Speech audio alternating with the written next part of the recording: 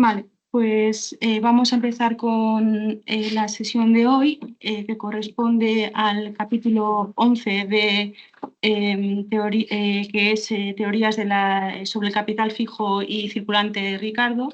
Y bueno, sin más, es un capítulo bastante, o sea, breve, es la mitad de las páginas que habitualmente solemos leer, entonces creo que la presentación también va a ser breve. Vale, en el capítulo que hoy nos ocupa, Marx sitúa antes que nada la cuestión del capital fijo y el capital circulante en la obra de Ricardo, de quien nos dice que menciona esta distinción únicamente, como puede leerse en el primer párrafo, al exponer las excepciones a la regla del valor, a saber, aquellos casos en que la tasa del salario afecta a los precios. Para entender mejor el alcance de esta frase, cabe señalar de forma breve que esta excepcionalidad a la que se refiere Marx aquí atañe a su propio corpus teórico, es decir, sería una excepción según la teoría de la plusvalía de Marx. Y es que Ricardo identifica falsamente la tasa de plusvalía y la tasa de ganancia, lo que supondría que el único caso en el que dicha coincidencia podría darse es cuando el capital consiste en capital variable o se invierte directamente en salarios. En el libro 3, Marx trata sobre la regla general y en teoría sobre la plusvalía, sobre la excepción, que más bien es una excepción sencillamente hipotética que Marx refuta. Pero en cualquier caso, por el momento, lo importante para la lectura de hoy, porque eso ya es una cosa que avanza pero que hoy no vamos a ver, lo importante para la lectura de hoy es retener en qué se basa la diferencia que hace Ricardo en cuanto a capital fijo y capital circulante. A continuación, Marx cita Principios de la economía política y la tributación de David Ricardo, que es una obra de 1817. Un momento, porque voy a cerrar la puerta.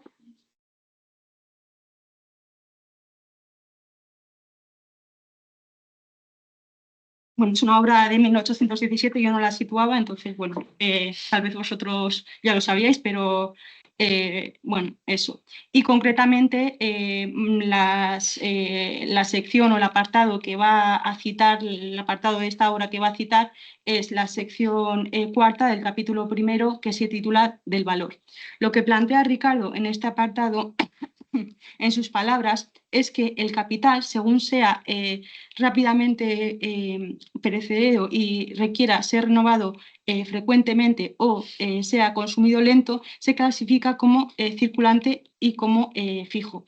Esta cita aparece más adelante en la 271, pero creo que es útil leerla al principio, ya que pues está bien tener un poco claro el planteamiento de Ricardo, porque Marx empieza presentando dos aspectos de su teoría. La diferencia entre el capital fijo y el circulante resulta o se revela como una justaposición trivial. Ese sería el primer aspecto.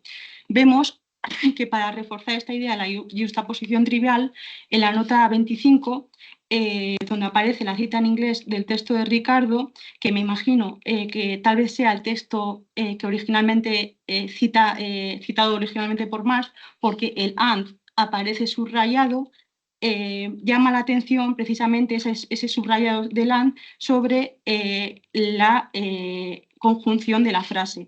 La cita de Ricardo dice: esta diferencia en el grado de durabilidad del capital fijo y este cambio en las proporciones en las que pueden estar combinados los dos tipos de capital, ese y como digo, aparece subrayado. Es decir, el primer aspecto que resalta más es la aparente conjunción lógica según la cual Ricardo establece una unión entre la durabilidad del capital fijo y las proporciones en las que se combinan los dos tipos de capital.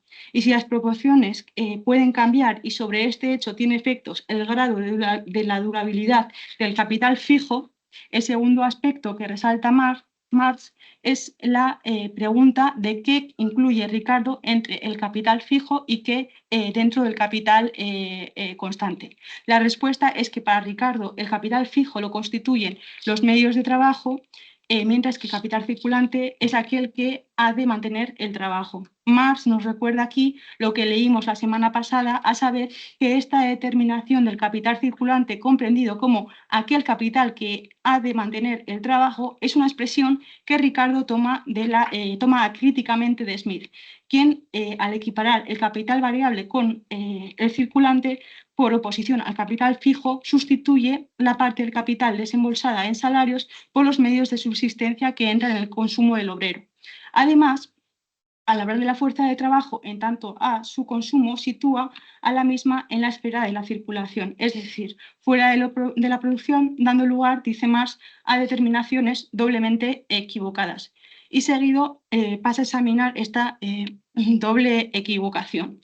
Primero, Ricardo equipara las diferencias en el grado de la durabilidad del capital fijo con las diferencias que surgen de la composición del capital en capital constante y variable. Dicho de otra forma, identifica la antítesis entre capital fijo y circulante con la antítesis entre capital constante y variable.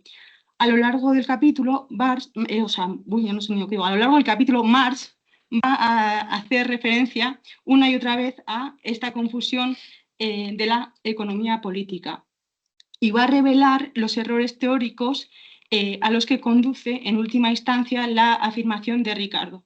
Asimismo, va a localizar el origen del error, como puede leerse en la página 262, cuando en lugar de comprender el movimiento interno del proceso capitalista de producción, uno se coloca en el punto de vista de los fenómenos acabados, aquí se refiere a la circulación, entonces estas diferencias, es decir, las diferencias entre capital fijo y circulante y capital variable y constante, coinciden.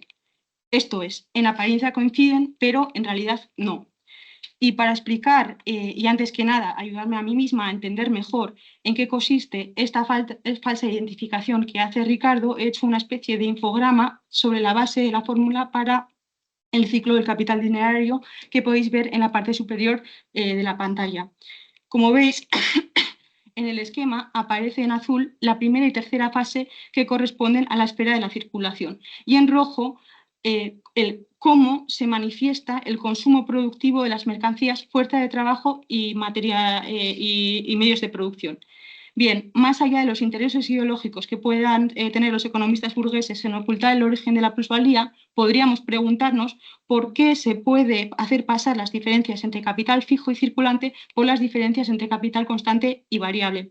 La cuestión es que en el punto de partida de la fórmula, la primera fase evidentemente es la compra de las mercancías, fuerza de trabajo y medios de producción que luego van a ingresar en el proceso de producción. Por lo tanto, en esta primera fase aparece la expresión dineraria de lo que luego se va a manifestar en la producción. Y es que no es hasta que se hace efectiva la producción que aparecen las diferencias entre capital variable y constante y capital fijo y circulante. Es decir, las determinaciones de estos capitales contenidas en las mercancías, medios de producción y fuerza de trabajo solo se despliegan y distinguen en el proceso de producción. Si simplemente nos quedamos en el paso previo de la forma dineraria, en ese punto no existe esa distinción porque, como hemos dicho, las diferencias entre las dos antítesis solo se dan en el proceso de valorización. Esto es el proceso de producción. Volviendo a la página en la que estábamos, leo la 262, el capital constante y el capital variable determinan la diferencia en la producción del plusvalor. En cambio, el capital fijo y el circulante solo se refiere a la manera en que un valor dado se transfiere a los medios de producción, al producto. Y luego, más aquí, hace un apunte, claro, no puede ser los medios, se transfiere del medio de producción, sí. Solo hace referencia a la manera en que el valor dado se transfiere del medio de producción. Sí, bueno, eso, lo que he dicho. Y luego más aquí hace un apunte a futuro cuando dice que igualmente en la distribución del plusvalor social entre los capitales invertidos en los distintos ramos de la explotación, la diferenciación entre ambas antítesis contribuye a la nivelación de la tasa general de ganancia y a la formación de los valores en precios de producción. Pero esto es un apunte a futuro.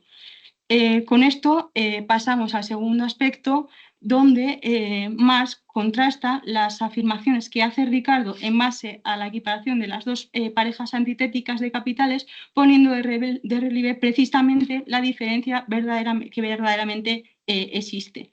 Desde el punto de vista de la circulación, de un lado está el capital fijo, es decir, los medios de trabajo. Del otro lado, el capital circulante, es decir, material de trabajo y el salario. Desde el punto de vista del proceso de trabajo y de la valorización, el capital constante lo componen medios de producción, que se separan en medios de trabajo y material de trabajo. Y el capital variable sería la fuerza de trabajo. Es decir, material de trabajo es capital circulante y también constante.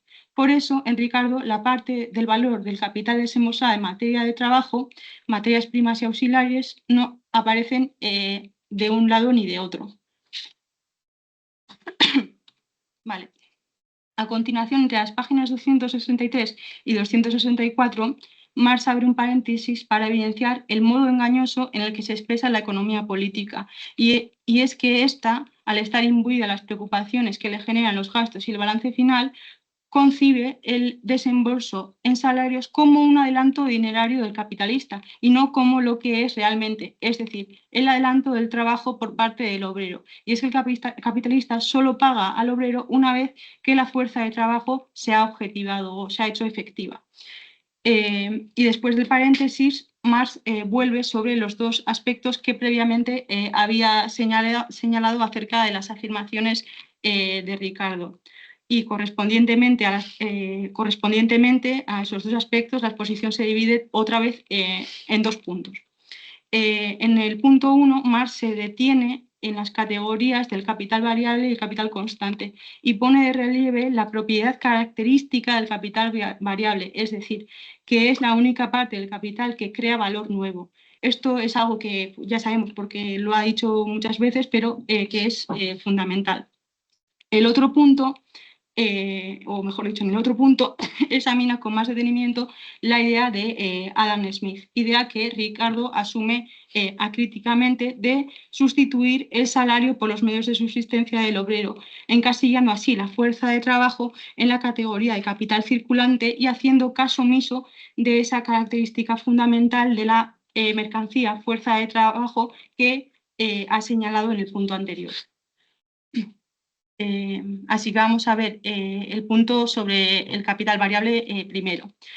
Antes que nada, creo que es conveniente recuperar, o por lo menos a mí me parece muy útil hacerlo, una nota al pie del primer tomo del Capital, donde Marx señalaba que él fue el primero en emplear las categorías de capital variable y capital constante, y que desde Adam Smith, continúa la cita, la economía política entremezcla confusamente las determinaciones contenidas en ellas con las diferencias formales resultantes del proceso de circulación entre capital fijo y el circulante.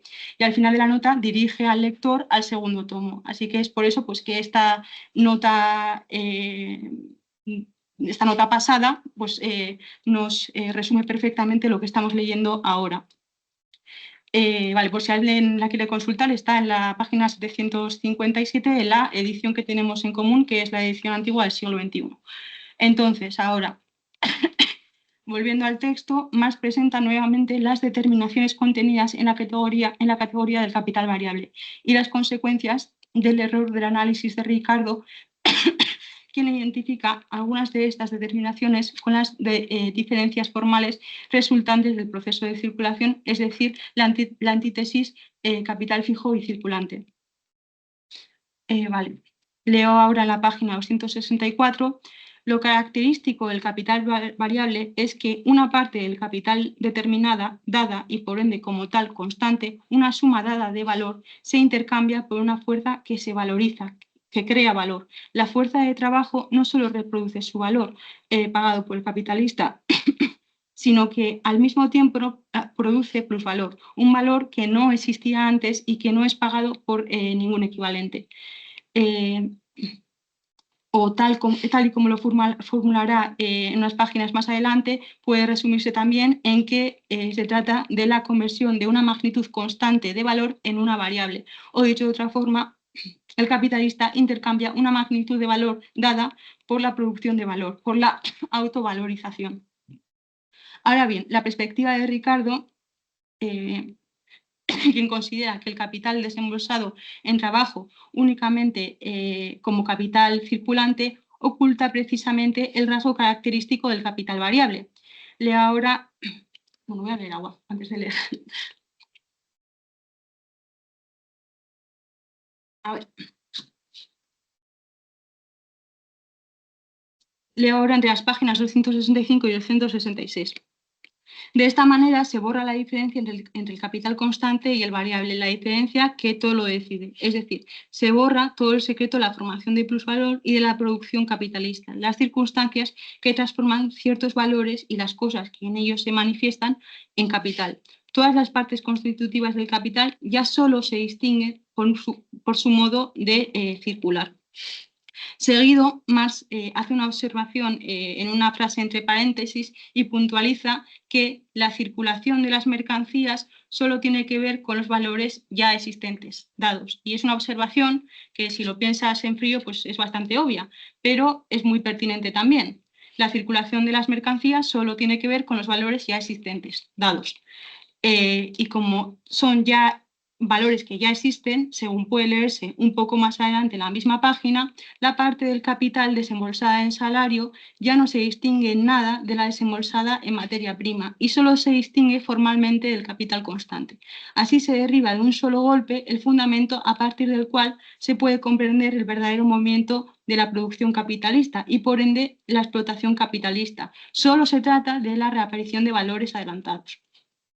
Por último, para cerrar el punto sobre el capital variable, Marx vuelve a mencionar a los fisiócratas para subrayar otra vez más, esto lo hemos visto ya muchas veces, que ellos sí comprendieron que la diferencia entre capital fijo y circulante, usando los términos de Quesnay, adelantos originarios y adelantos anuales, es una diferencia que atañe únicamente a los distintos periodos de reproducción de las distintas partes constitutivas del capital, mientras que la producción del plusvalor en sus análisis es independiente a esta diferenciación, ya que se da en la esfera de la producción agrícola.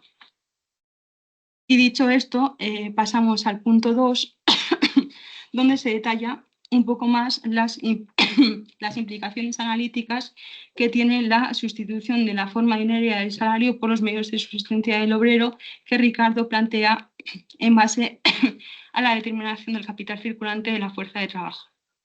En base a la determinación circulante de la fuerza de trabajo. Lo primero que hace Marx,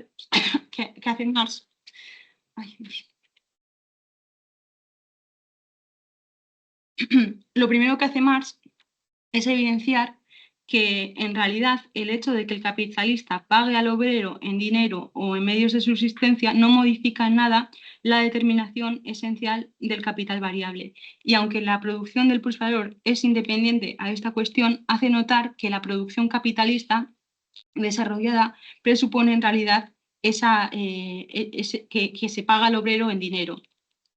Entonces, ¿por qué la economía política considera la fuerza de trabajo en función a los medios de subsistencia? Pues porque entiende el capital desembolsado en la fuerza de trabajo únicamente por oposición al capital fijo. Lo único que ven es que hay dos capitales que se reproducen a velocidades distintas. Y lo que caracterizaría entonces, según esa lógica, al capital fijo sería su durabilidad. Pero esto simplemente es una condición del medio de trabajo, ya que la determinación fundamental de la diferencia entre capital fijo y circulante es la transferencia de valor. Por lo tanto, la reposición de los medios de trabajo está mediada por la transferencia del valor del medio de producción al producto de trabajo. Es decir, hasta que no se ha transferido todo el valor que está objetivado en el medio de producción, este no se repone, lo que implica que hay una parte de su valor que está fijada en la producción.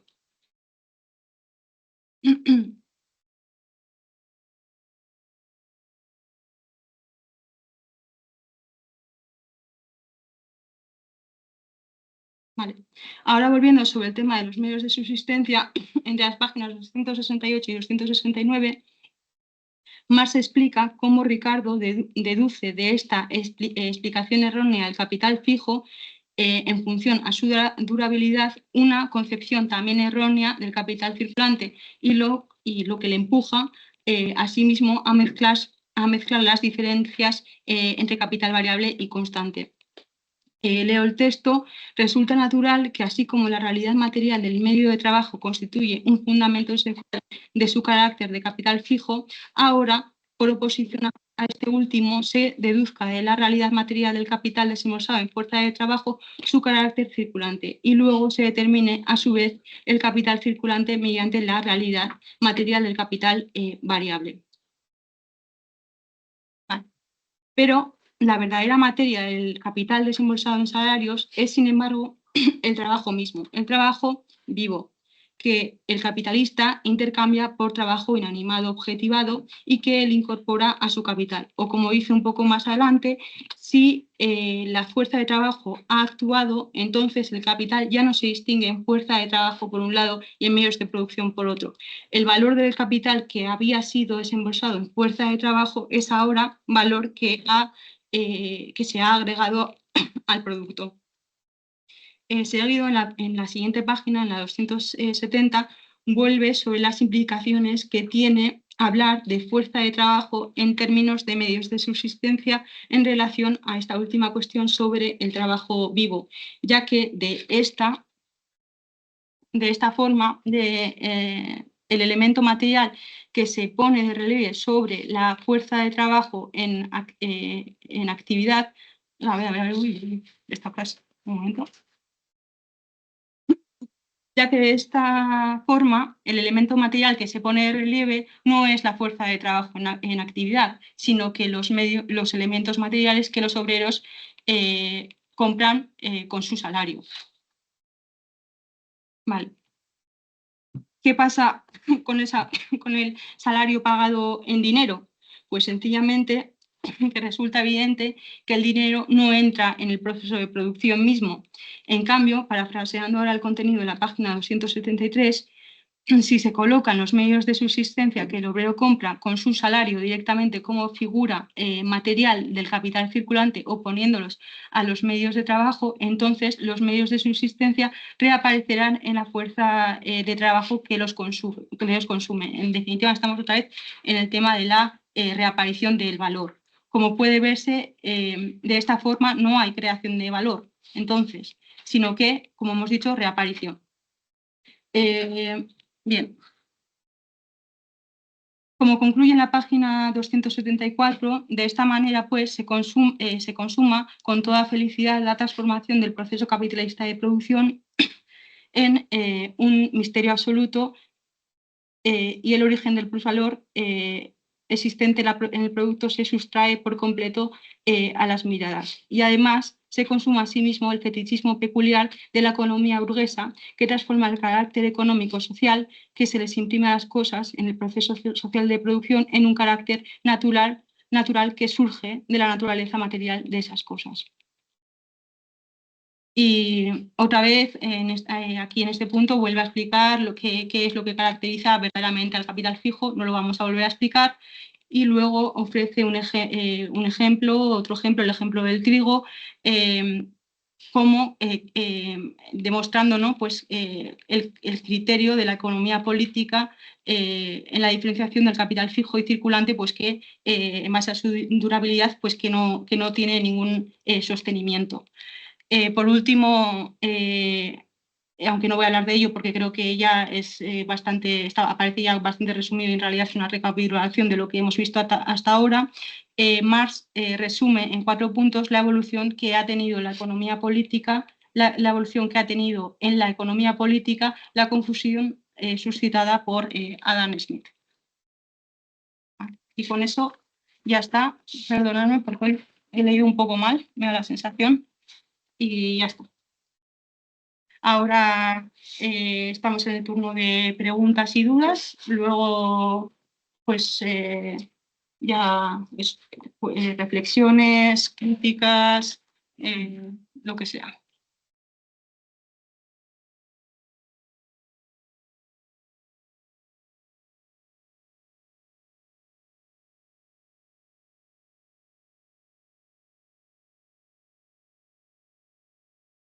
Es decir, la página en la que estaba la cita del libro 1. Es 750 y... ¿Cuánto? Un momento, ¿eh? 757. 757. Sí.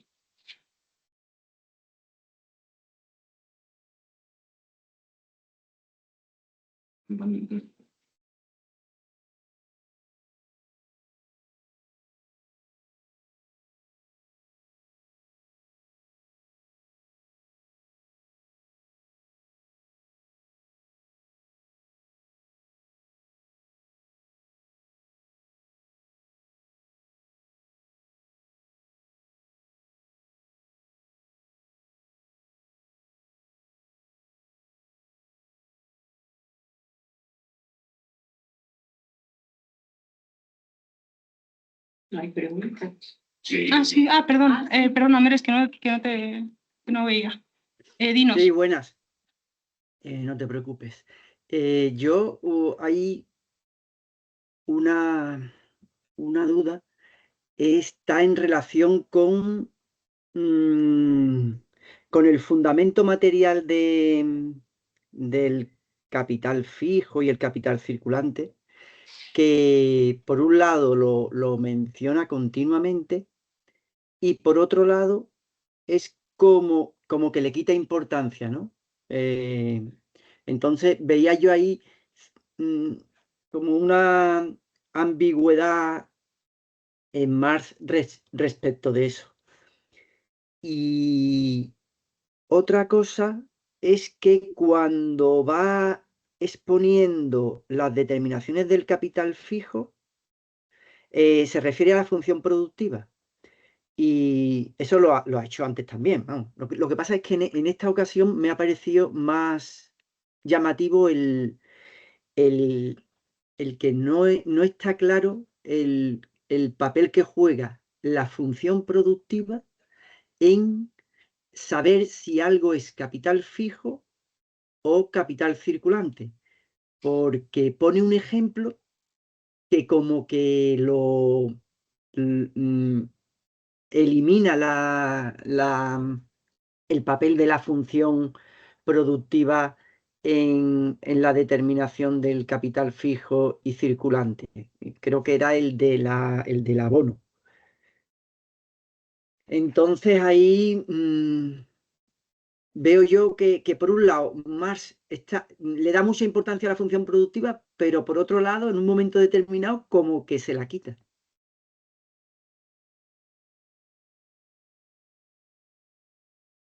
Del abono decía que era capital fijo porque afectaba a los sucesivos ciclos de producción, ¿no? O sea, porque enriquece la tierra y por lo tanto, o sea, quiero decir, ese valor que tiene objetivado ese capital fijo en sí, o sea, va a ir transfiriéndose a las sucesivas cosechas a lo largo de los años y por lo tanto o sea, yo creo que, y esto me hace enlazar con lo primero que has dicho, yo creo que como que esa sensación de que en ocasiones parece que tiene importancia y en ocasiones parece que no tiene importancia el fundamento, o sea, la distinción o la cuestión material del capital fijo y el circulante, es porque precisamente lo que está, o sea, la característica de esta antítesis es que, por un lado, hay una parte del capital que permanece en el proceso de producción, pero otra sale a la circulación.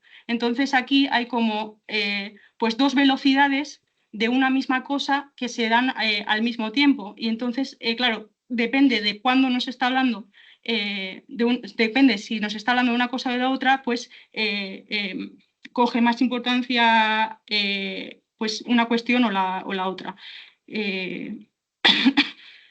Eso es lo que se me ocurre responderte. No sé si por aquí hay alguna...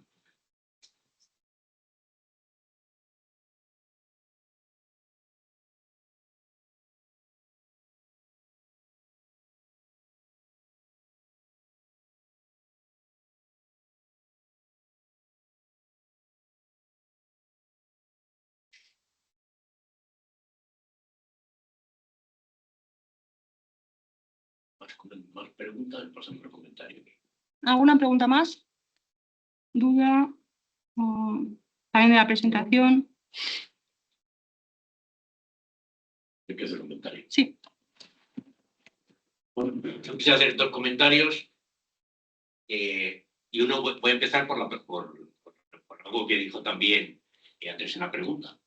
A mí me parece que este capítulo es muy importante desde dos puntos de vista. Uno, para ponerlo en relación con lo que dice la teoría económica, la ciencia económica. Y también para poner en cuestión algunos, y para reflexionar sobre cómo hay que hacer análisis empírico o estadístico de cómo hay que utilizar los datos estadísticos desde la perspectiva de la dinámica del capital.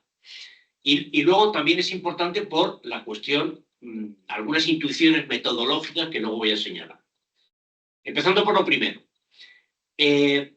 Marx nos dice aquí, por ejemplo, en la página 274, que el abono forma parte del capital constante porque coincide con la forma peculiar en la que el capital constante transfiere su valor al producto, que como ha dicho Anne, pues se caracteriza porque lo hace en varios ciclos de producción.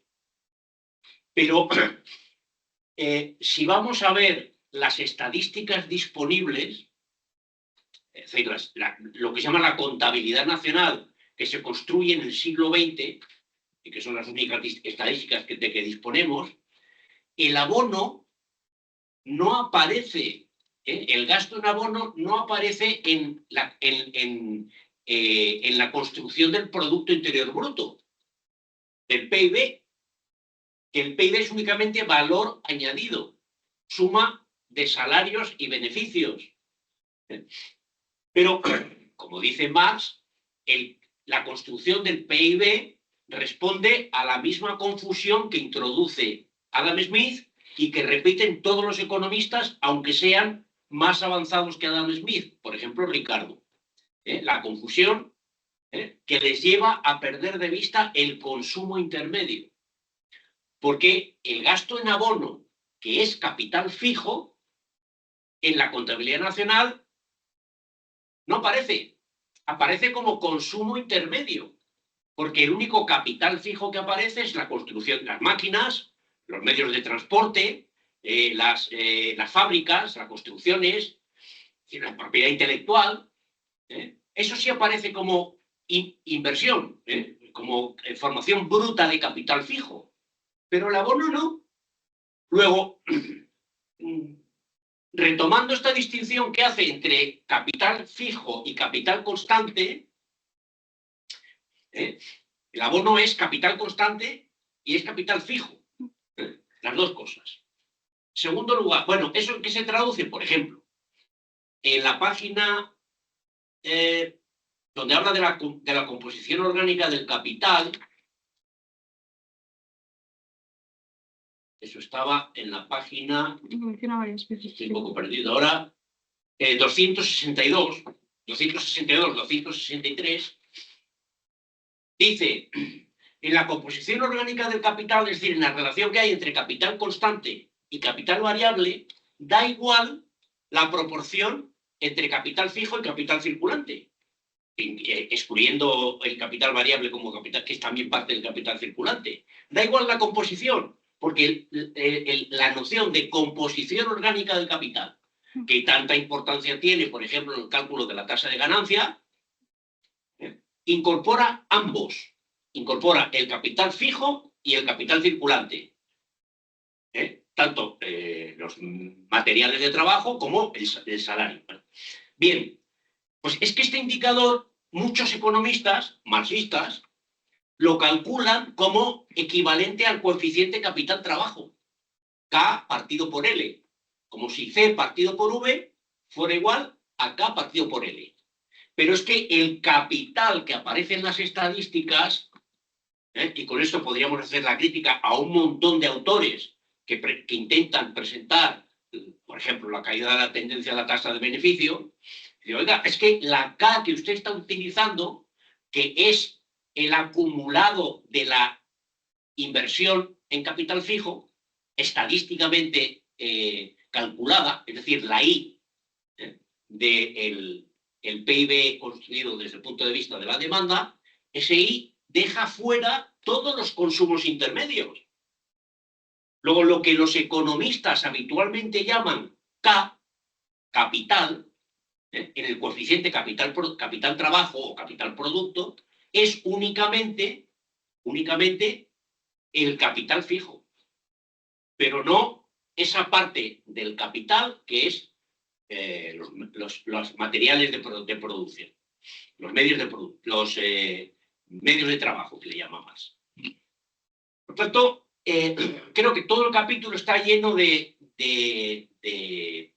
estas reflexiones que, si las comparamos con, por ejemplo, lo que están haciendo, lo que es la estadística actual y lo que están haciendo muchos economistas marxistas, pues igual que con el tema de la rotación, también aquí pues habría que matizar algunas de las formas con las que se calcula pues eso, la composición orgánica del capital o, como derivada, la tasa de ganancia. Y luego las intuiciones metodológicas. Hay unas cuantas, a mí se me ocurren tres principales. La página 262, 272 y 274 y 75. La primera ha estado muy bien remarcada en la presentación de Ani. Dice, cuando en lugar de comprender el movimiento interno del proceso capitalista de producción, uno se coloca en el punto de vista de los fenómenos acabados. Esta es una distinción fundamental. Cuando dicen que el Capital es un libro de economía, pues no es un libro de economía, porque Marx en el Capital se pone intenta comprender el movimiento interno del proceso capitalista de producción. Y la economía, los libros de economía, desde Adam Smith hasta los manuales de introducción a la economía que se utilizan hoy en las facultades, se ponen en el punto de vista de los fenómenos acabados. Luego, como el subtítulo lo dice, es un libro de crítica de la economía política, pero no se le puede considerar un texto de economía. ¿Por qué? Porque el enfoque metodológico es profundamente diferente. O en la página 272, otra cuestión metodológica importante. Las determinaciones. Continuamente estamos hablando de las determinaciones y en otro seminario pues también sale. Bueno, aquí hace una distinción entre determinaciones primarias y aquí aparece la expresión determinación secundaria. Sí, el capital fijo es una determinación. O sea, determinación secundaria. Sí. Una cosa es la determinación del capital de una fuera de abajo como circulación, es una determinación secundaria. Un rublo que identifica una parte, es decir, una determinación que identifica una parte, no tiene nada que ver con la diferencia específica por oposición al capital constante. Bueno, la idea de que hay distintos niveles en las determinaciones de los conceptos, pues aquí aparece claramente como Marx no niega la existencia de determinaciones secundarias, pero no son las importantes. Las determinaciones secundarias se vinculan al punto de vista de los fenómenos acabados, entiendo yo, y las determinaciones principales al punto de vista o al análisis del movimiento interno de la lógica capitalista. La aportación metodológica de la página 270, bueno, sobre todo 275.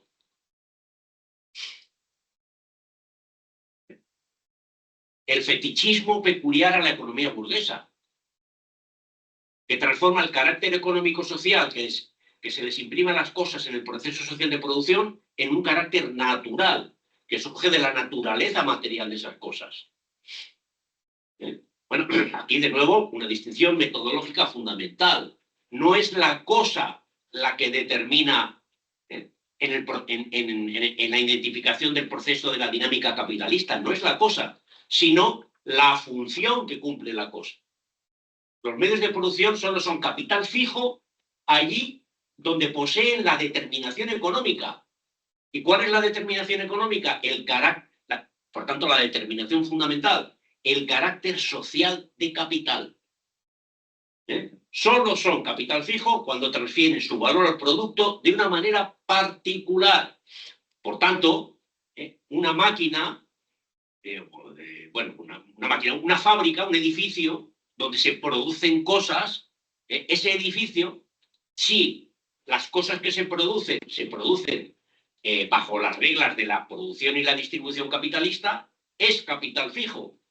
Pero ese mismo edificio en la Edad Media, produciendo, pues, qué sé yo, textiles, lo mismo que ahí no es capital fijo. No tiene sentido llamarlo capital fijo. ¿Por qué? Porque no son las cosas, sino la función, lo fundamental. Bueno, hay algunas más, creo que esas son, a mí por lo menos son las tres que más me han llamado la atención. Creo que es un capítulo que junto con el anterior, es de los que menos importancia se le dan al del tomo segundo, y sin embargo, a diferencia del anterior, yo sí que creo que este tiene una importancia significativa. Termino, perdón, en la página 269. La verdadera materia del capital desembolsado en salarios es el trabajo mismo.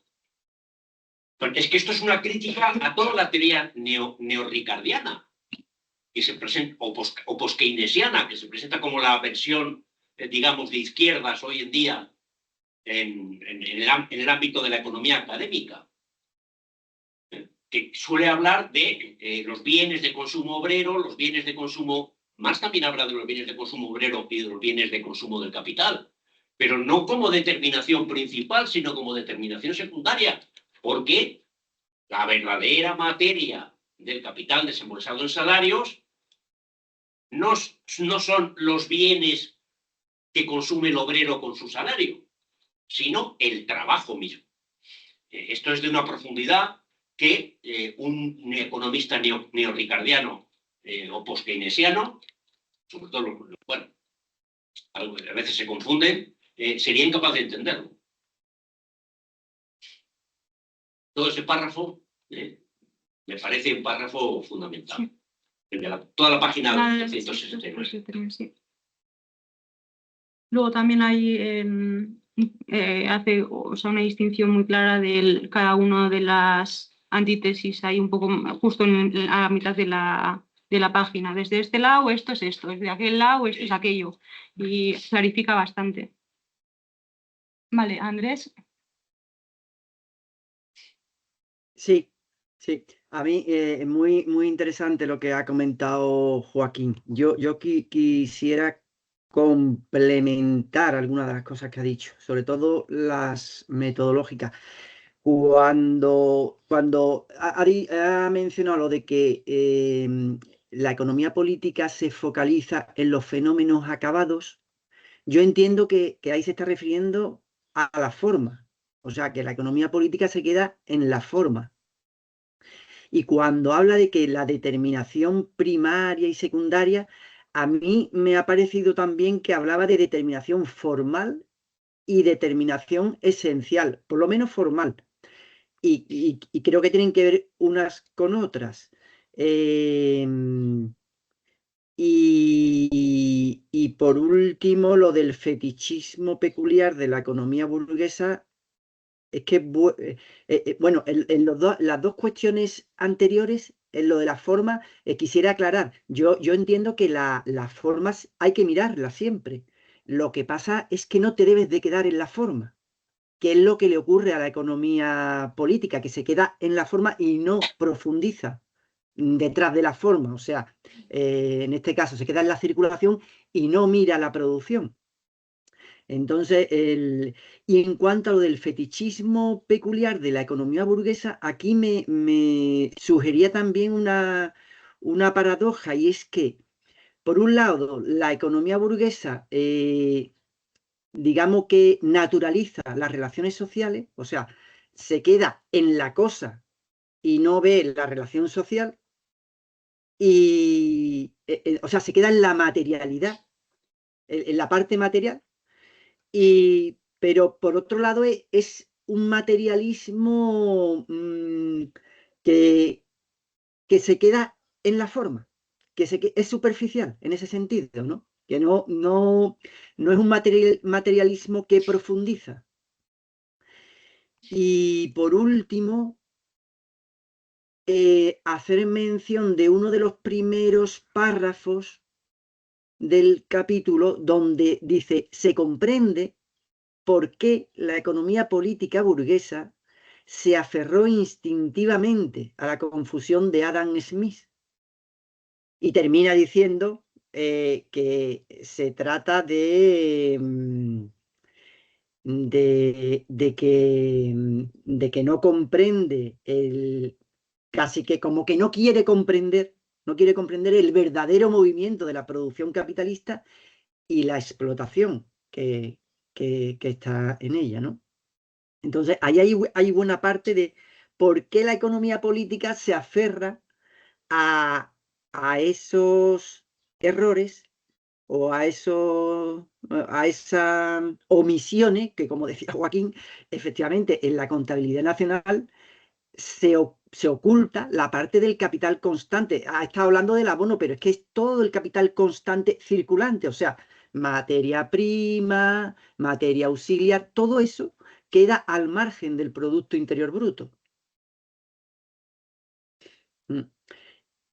Y ya enlazando y por último, es que incluso teóricamente, cuando hablan de la producción, lo poco que hablan de la producción en microeconomía, en la función de producción entra el capital, como decía Joaquín, es el capital fijo, y entra el trabajo, pero no entra el capital constante circulante. O sea, siempre hay un intento de ocultar que tampoco me explico yo por qué no lo corrigen, pero bueno, eso está ahí.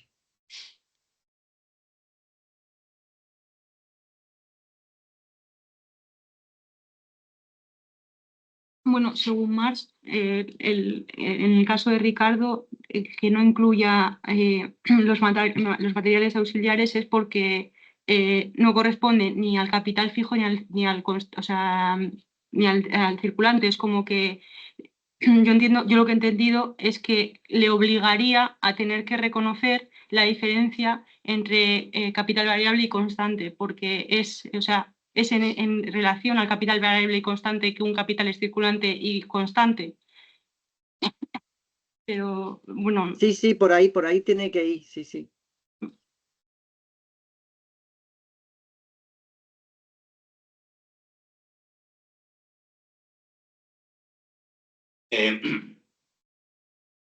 De lo que he dicho antes, voy a puntualizar algunas palabras. Él ha dicho: se queda en la forma y no profundiza.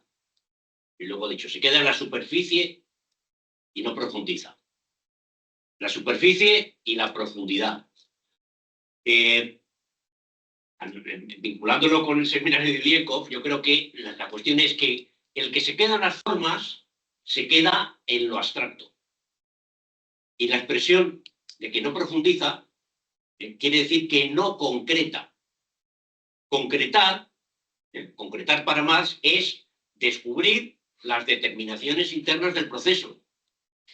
Quedarse en la forma, ¿dónde estaba el párrafo ese que habíamos visto? Que solo se quedan en la forma. Al final, en la 274, creo. 74. Digo de memoria, así que sí, 74. Pues lo que está diciendo es que se queda en la expresión abstracta del concepto, del proceso de construcción del concepto, que no llega a la concreción. Concretar, dice Marx, es llegar al punto de vista que expresa en todo el libro, que es el punto de vista de la dinámica del proceso de producción capitalista. Y desarrollar los conceptos adecuados a esa comprensión.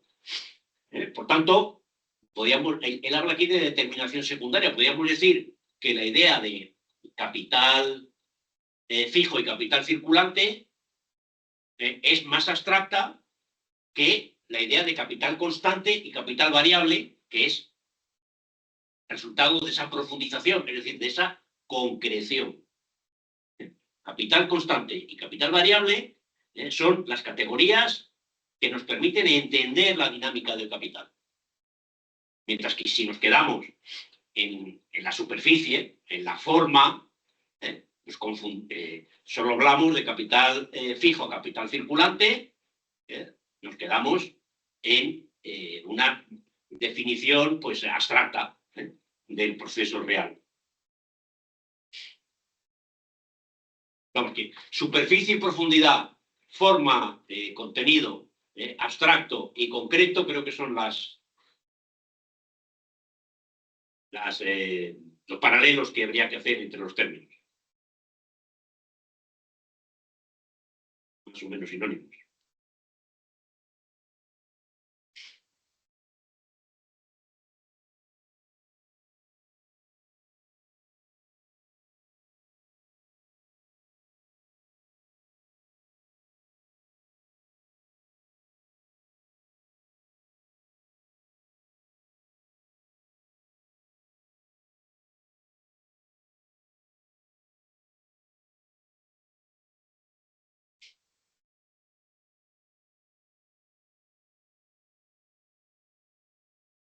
¿Y a qué se refiere con lo que habla, o sea, con lo que abre el capítulo, con lo de, porque lo estuve ojeando, pero no, Bueno, pues eso que, bueno, que Ricardo solo diferencia estos dos capitales para exponer las excepciones y la regla del valor, o sea, bueno, o sea, lo del tema de que equipara la tasa de ganancia con la tasa de plusvalía, entiendo que es, bueno, que es porque no. O sea, porque no está precisamente contemplando la producción, pero no, bueno, no sé, yo como no, evidentemente como no he leído el libro 3, es algo que tendré que esperar para averiguar. bueno, en el libro 3 lo veremos, pero en Marx hay una vinculación, los precios de productos, vamos, es meternos en otra cuestión que no es de este libro, No, que ya salieron en tomo hace primero, varios apuntes. de los valores a los precios de producción y de los precios de producción a los precios de mercado. Y los precios de mercado están determinados por la oferta y la demanda y están por encima o por debajo, en función de la oferta y la demanda, de los precios de equilibrio, que serían los precios de producción. Bien, ¿y de qué dependen los precios de producción? Pues de la ley del valor, de los valores. Sin embargo, la interpretación de Ricardo, y esto es muy claro, por ejemplo, en el libro del padre de la resurrección de Ricardo en los años 60 del siglo XX, que es Piero Rafa, producción de mercancías por medio de mercancías, Rafa muestra que la norma de distribución, la forma en que se distribuya el valor añadido entre salarios y beneficios, determina la estructura de los precios. O sea, eso está en Ricardo. Es decir, si en un país que con la misma tecnología, con los mismos niveles de producción, con el mismo número de empresas, con empresas del mismo tamaño, todo es igual, producen lo mismo, pero en uno la distribución de los salarios y los beneficios es 50-50. Y en otro, la división del valor añadido es 40-60, los precios van a ser distintos. La estructura de los precios.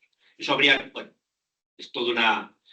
se explica con cálculo matricial, en fin, es un poco complicado explicarlo ahora, pero esa es la idea de fondo. Es decir, que la norma de distribución entre salarios y beneficios determina, si cambia la norma de distribución, si el salario normal, pues en lugar de llevarse la mitad del valor añadido, se lleva el 40% o el 30%, entonces los precios, unos precios van a subir y otros precios van a bajar.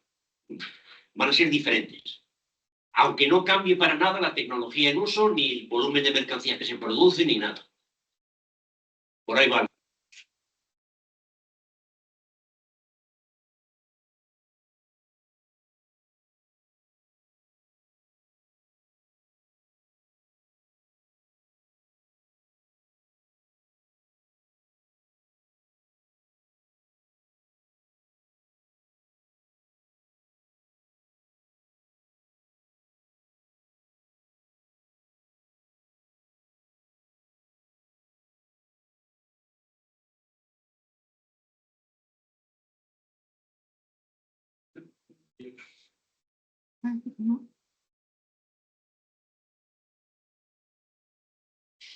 Entre las personas que nos seguís desde casa, ¿algún comentario más?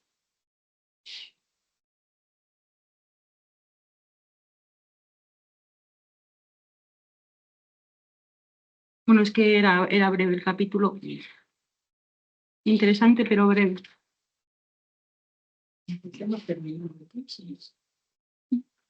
Pues también, bueno, otra cosa que a mí me llamó la atención, vinculado con la economía actual. Fijémonos que continuamente se está hablando de la fábrica automática, de que con la inteligencia artificial y los robots pues se va a poder producir sin emplear trabajo vivo. Y hay un párrafo que ya señala en la página 269, en donde está el párrafo del que ya he hablado antes, pues dice la verdadera materia del capital desembolsado en salarios es el trabajo mismo, y termina unas líneas más abajo, dice, el capitalista, pues el capitalista ha incorporado el trabajo vivo a su capital, en virtud de lo cual el valor que se encuentra en sus manos se transforma por primera vez en un valor que se valoriza a sí mismo. En un valor que se valoriza a sí mismo. Pero el capitalista no vende esta fuerza de autovalorización. Ella solo constituye siempre un componente de su capital productivo, nunca de su capital mercantil. Es decir, la fábrica automática, sin empleo de trabajo vivo, es incompatible con la lógica del capital. No puede haber una fábrica que no emplee trabajo vivo en un contexto en que lo que se produce se distribuye como mercancías, circula como mercancías y se intercambia por dinero. ¿Por qué? Porque si la fábrica es automática, y todo el valor se transfiere al producto, no hay proceso de autovalorización. No hay lugar para el beneficio capitalista. La fuerza que autovaloriza el capital siempre es un componente del capital productivo, nunca de su capital mercantil. Luego... Pero los medios de producción son parte del capital productivo. No, pero sí, es parte de su capital, es un componente de su capital productivo. Pero los medios de producción sí se venden como mercancías. El capitalista fabrica medios de producción y los vende. Y los medios de producción son parte del capital productivo de quien lo compra.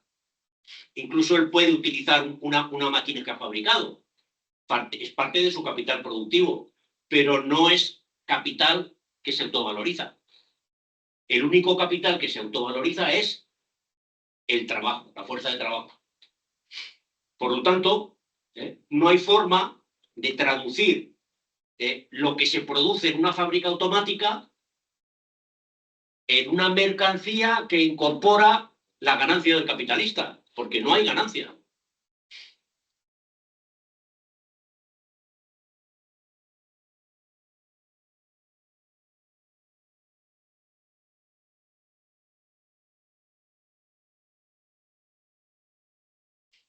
El único componente del capital productivo que es una fuerza que se autovaloriza es la fuerza de trabajo. Pero no había como una... Es que no me acuerdo cómo se... Es que no se habló de la tasa de... No me acuerdo cuál es, pero que en plan que el tema de que se diferencia se reparten de los diferentes capitales que tienen diferentes composiciones del capital orgánico. Como ser orgánico, sí. O sea, que es como que un medio de la producción puede estar muy... o sea, puede tener mucho capital constante y luego como que se equilibra eso. O sea, Sí, es decir, bueno, la cuestión es que la plusvalía que está ganando no se ha producido en esa...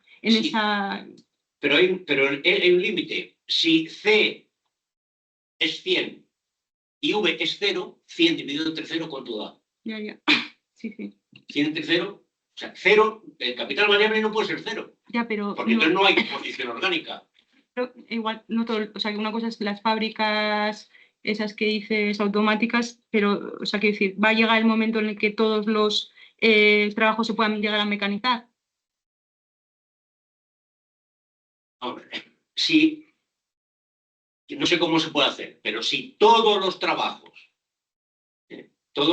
de producción, de los bienes y servicios que se necesitan para sostener una vida, digamos, rica, plena, del conjunto de la población, se pueden hacer en fábricas automáticas, eso no se podrá hacer bajo las reglas del capital. Vale, ya entiendo. Sí, que agota. Es otra sociedad. Vale, ya entiendo. Ya, sí. Los productos no circularán como mercancías.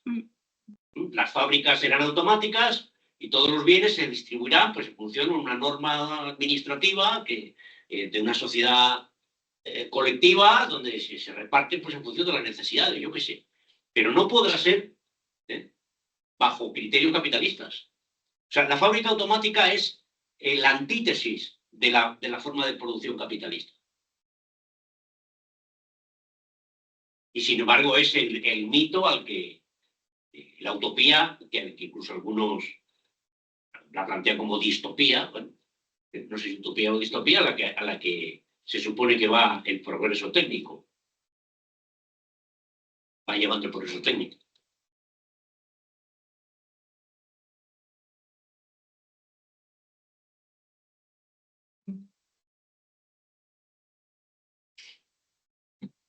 Pero es que es verdad que también eso que planteas es como muy teórico, como que en la práctica no tiene ninguna, o sea, posibilidad de existir, ¿no? O sea, como todas las economías de todo el mundo, o sea, quiero decir,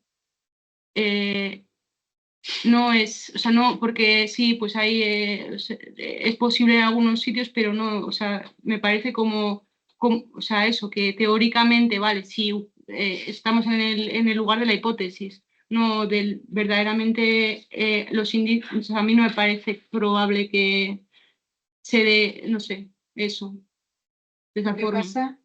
Lo que pasa que, por ejemplo, en la actualidad todavía el desarrollo de la máquina o el desarrollo de la técnica todavía es manejada en realidad por una persona. Imaginémonos las operaciones que se hacen ahora. Un médico, un cirujano que hace una operación a distancia y con una máquina. La máquina es el desarrollo técnico, pero todavía es un humano. Entonces es el trabajo de ese cirujano, ese sería el trabajo vivo, el que revaloriza ese trabajo, ¿no?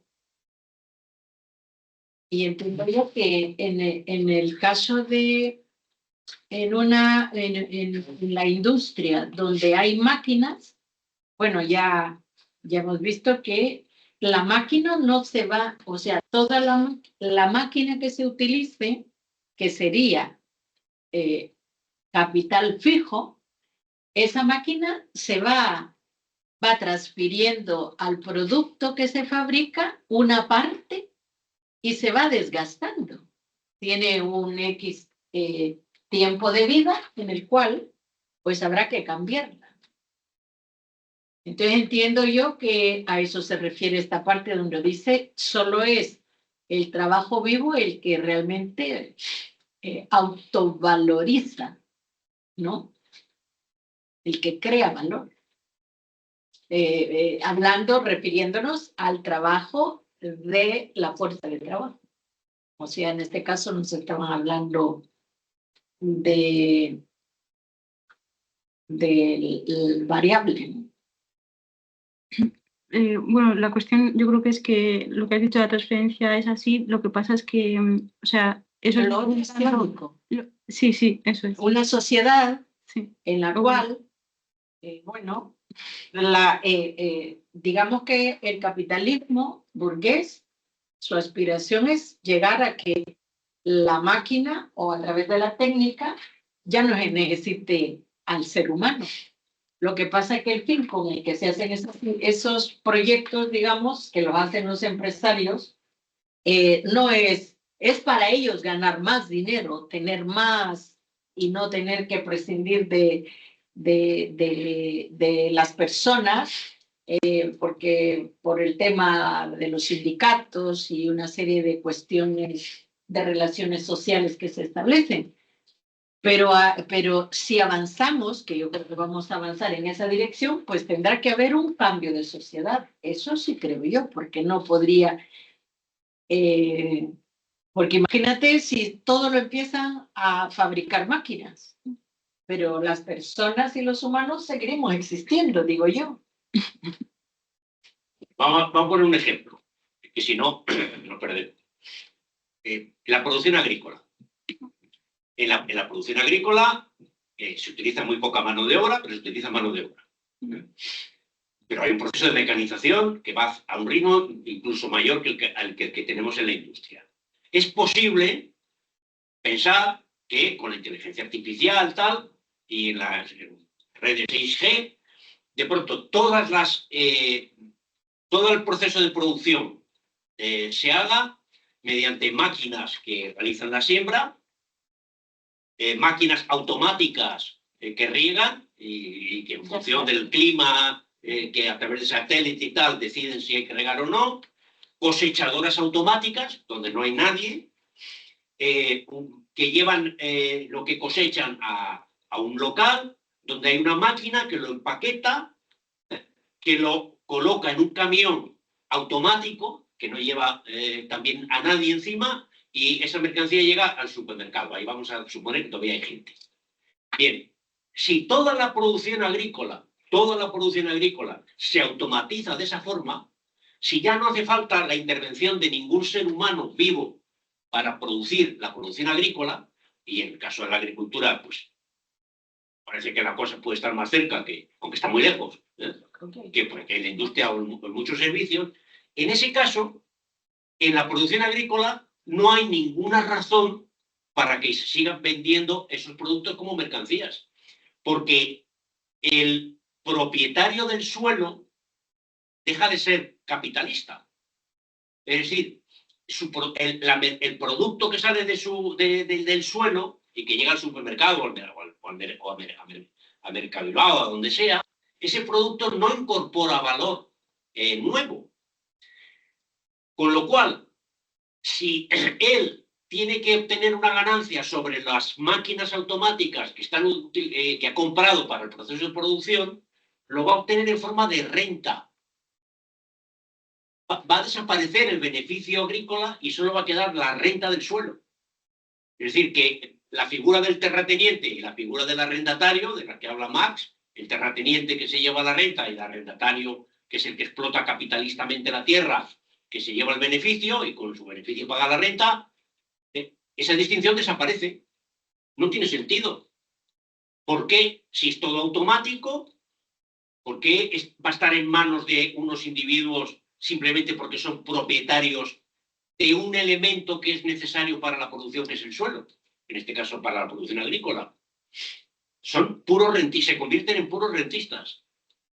Es decir, la tendencia a la automatización hace que el capital cada vez sea menos capital productivo y que las ganancias sean cada vez menos beneficio y cada vez más renta.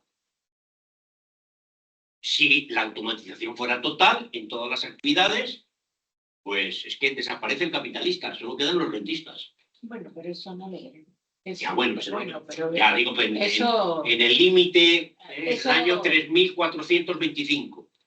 Si todo se ha automatizado, es que no puede haber ya ni capitalistas. Ya, pero quiero decir que esa es la tendencia al capitalismo, o sea, quiero decir, porque pareciera que... A ver, chicos, un segundo, porque sí. Llevo con la mano levantada 15 minutos. ¡Ah, he hecho una pregunta ostras! hace media hora. Perdona. Sí, que no te estábamos viendo. No te Si os habíamos empezáis ahí a hablar y no calláis, joder. A ver, básicamente era la pregunta esa que he hecho por el chat, porque no le he entendido a Joaquín qué dejaban exactamente, como que ha dicho dos cosas distintas, no lo he entendido bien, que qué dejan fuera, es que esto es de hace 40 minutos, por eso lo digo. ¿Qué dejan fuera los economistas, inclusive los marxistas? Que a ver si lo puede repetir, lo digo ahora porque me tengo que ir. Entonces, a ver si lo podía decir. ¿Qué dejan fuera? Porque le he entendido como que solo considera el capital fijo y no lo he entendido muy bien, sobre todo los economistas normales. Y luego nada, con lo que estoy discutiendo ahora brevemente, el fragmento sobre las máquinas de los Grundrisse, vamos, que es donde desarrolla esta cuestión, en la línea un poco de lo que dice Joaquín, que es la socialización perdón, la automatización de la producción va a conducir en algún momento a la propia como autoabolición, ¿no?, del orden capitalista básicamente ese desarrollo de las fuerzas productivas va a entrar en contradicción completa con las relaciones de producción. Pero eso, que a ver si puedes repetir eso, que tengo que marchar prácticamente ya.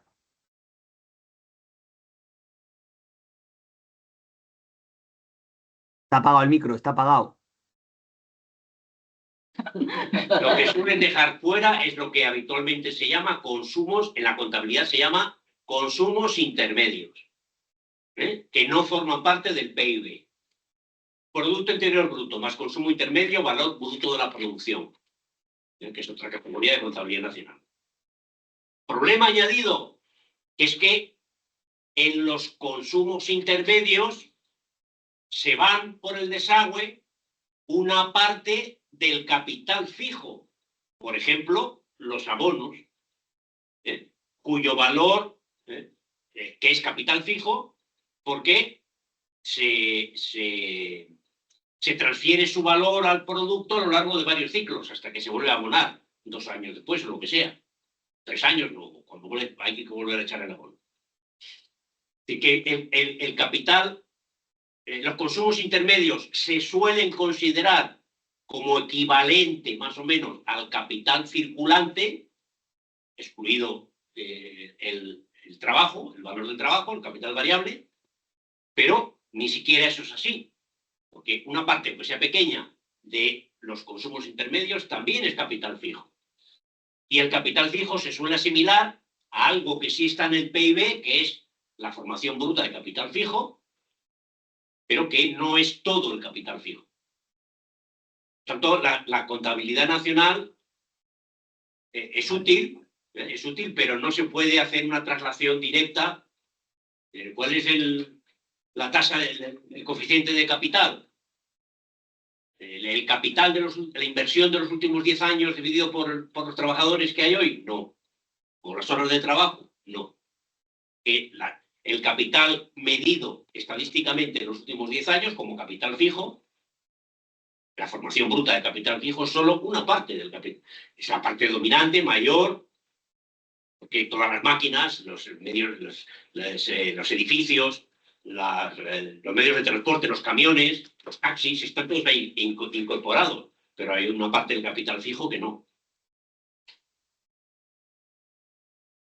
¿Aclarado? Y una cosa, sí, aclarado, vale. ¿En qué sentido dices que eso podría afectar a la tasa de ganancia y cómo eso puede confundir a economistas marxistas? O sea, en el cálculo ese. En el cálculo de la composición orgánica del capital por ejemplo, de la composición orgánica del capital, para calcular con datos estadísticos monetarios en la composición orgánica del capital, se tiende a utilizar el coeficiente capital-trabajo. Y el coeficiente capital-trabajo únicamente utiliza la formación bruta de capital fijo dividido por el número de trabajadores, número de horas de trabajo, lo que sea, o trabajadores a tiempo completo, mientras que la V, pues sí, son personas, son horas de trabajo, lo de arriba no coincide con el capital constante. Eso es lo que has dicho de KL. Habría que incorporar, los consumos intermedios. Que hay algunos autores que sí lo hacen, pues sí incorporan los consumos intermedios.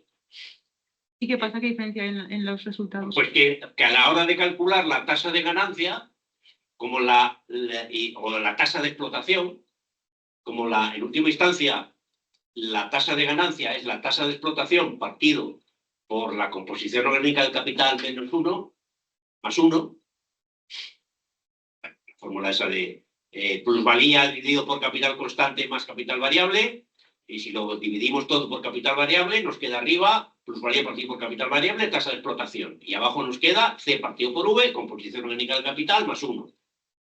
Pero claro, que a la hora de calcular la tasa de ganancia y la tendencia a largo plazo de la tasa de ganancia, a ver si desciende o no desciende, o sube o baja, si utilizas las categorías de la contabilidad nacional, a lo mejor en lo que llamas la composición orgánica del capital, te olvidas de lo que dice Marx en estos capítulos. Oiga, que los consumos intermedios también son parte del capital constante. Y si los incorporas, pues a lo mejor resulta que la tasa de explotación la has calculado, pues vaya usted a saber cómo. El total de los beneficios partido por el total de los salarios, en fin, que no es evidente que se pueda hacer con las estadísticas actualmente disponibles un seguimiento, digamos, periódico y continuo de la tasa de beneficio. Es más complicado de lo que parece su cálculo.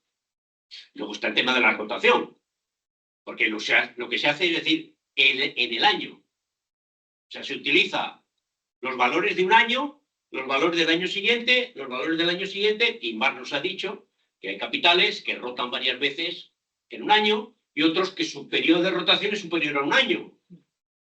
Eso tampoco se contempla. Luego, yo lo siento por ejemplo, por Juan Pablo, Mateo Tomé, o por Carchedi, o por ¿cómo se llama este otro? Por Piqueras, pero la cosa es más compleja de lo que el manejo de los datos estadísticos permite llevar a cabo. Vale, gracias. Entendido. No sé si podría dar eso unas tasas de ganancia más altas o más bajas, eso habría que comprobarlo matemáticamente. No tenemos ahora tampoco el material para hacerlo. Igual el del tomo 3, si tenemos la oportunidad de hacerlo de una forma un poco rudimentaria, pues adelante. Nada, muchas gracias, que yo tengo que marchar, por eso intervenía.